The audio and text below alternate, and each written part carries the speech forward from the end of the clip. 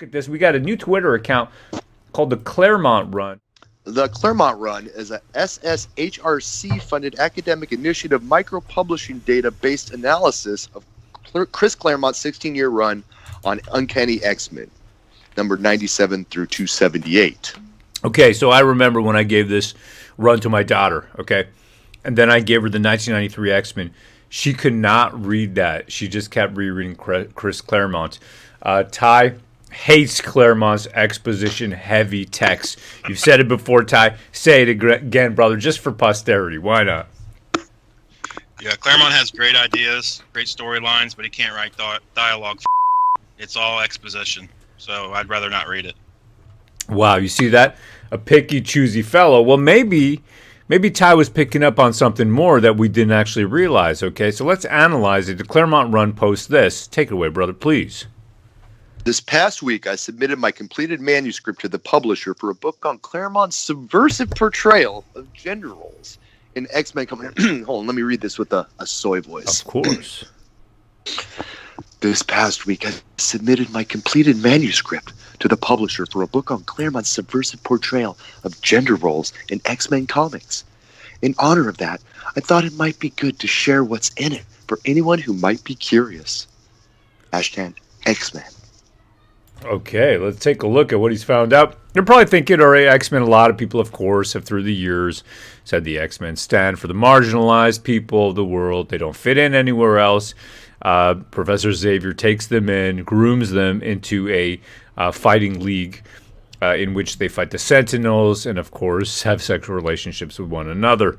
You always wonder who's gay, why are they gay? Well, maybe you didn't, but now you're gonna be told, right? Here we go. Oh, it's 50,000. Take it away, brother, please.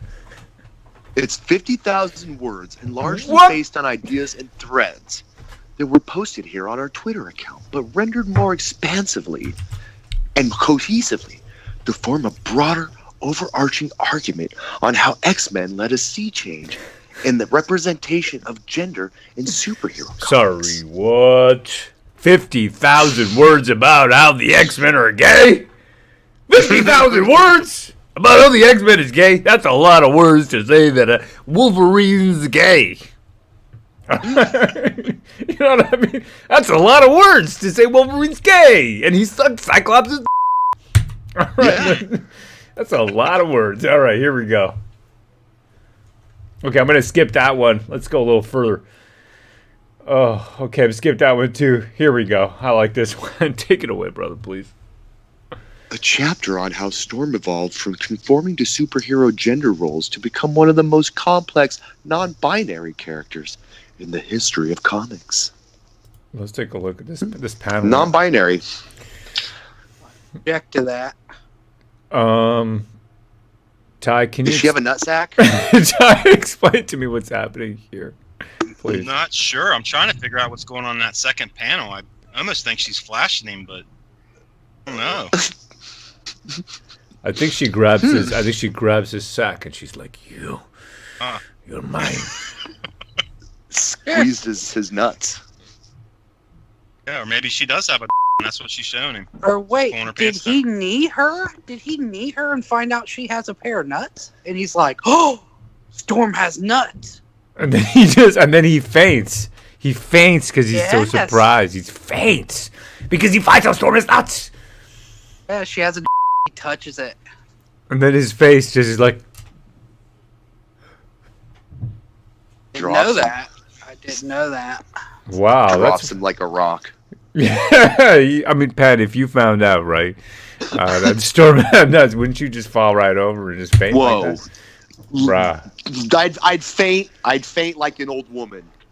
Okay, this is a great one. This is very deep. So if you're and been drinking, or you're high as a kite, you're not going to understand this. But suffice it to say that it's a valid point. Take it away, brother, please. Chapter on how the second generation of X-women offered contrasting and pluralistic perspective on femininity as a concept, with particular focus on Psylocke's performance of feminine masquerade and Dazzler's exploration of toxic masculinity. What? They're going deep. Dazzler. That's a name I haven't heard in so long. Dazzler. I remember Dazzler. That's so long ago. Dazzler. Okay. Psylocke's performance of feminine masquerade. You know, I love femininity, man. I love feminine women. I love opening doors for women. I love it. I love feminine women. You know what I mean? And for me, if you tell me you're a woman, baby, I want to open doors for you. You know what I'm saying?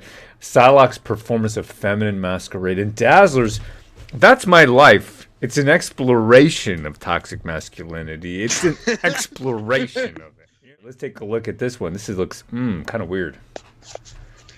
A chapter on how Cyclops can personify the anxiety of patriarchal culture in the wake of second wave feminism, and how Claremont builds a character arc around his recognition of all the ways that his alpha male status was impeding his personal growth and eventual happiness. Alpha male! Cyclops, alpha male? Do those two words even go together? Soyclops.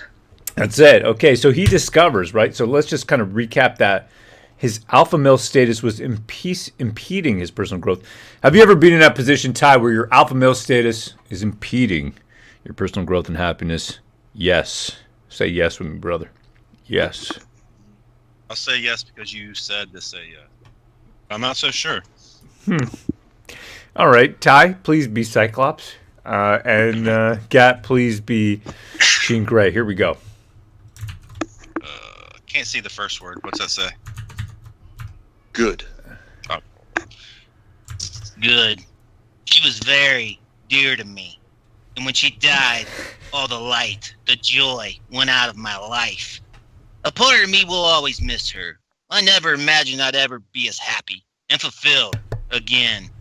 Until I went, Madeline, it isn't the same. But that doesn't mean it can't be good, as good, or maybe even better.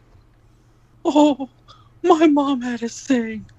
Everybody deserves a second chance, Soyclops. Holy.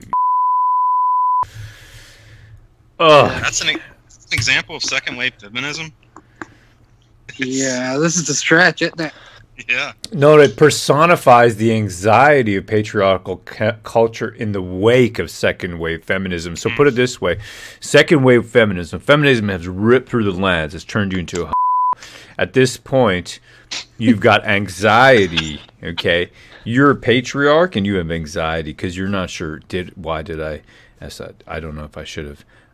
I also now am wondering that possibly because I'm always trying to be the strong man, okay, it's impeding my personal growth. If I just cry a little, okay, and I just accept that I'm a that I can possibly be happier. Why do you want to even be happy? What's happiness?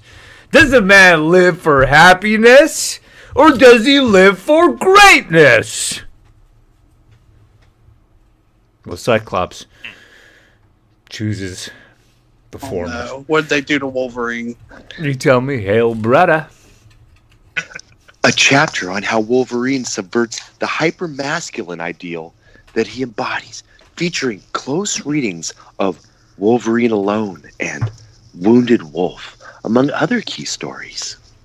So they're just saying, hey, when you glance at the Wolverine, like he's a big, tough, badass, toxic, masculine guy, right? But if you look close, he's gay. If you were to do a close reading, you would have known that he's a... Well, I didn't, I guess, right? Pat, I don't know if you can read this, but if you'd be so kind, brother, take a peek and see if you can actually make some sense out of that blurry mess. Hail, brother. Someone who cares for me, loves me as much as I love her. Mariko Yoshida.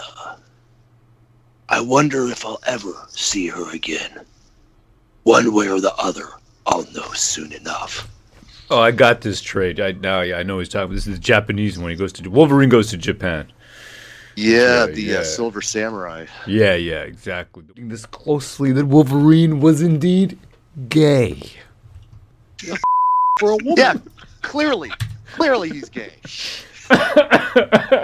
And it goes on. Remember, he's got 50,000 words like this. 50,000 of these words. I think this is something to go further into. This is going to be quite the interesting analysis, should we say.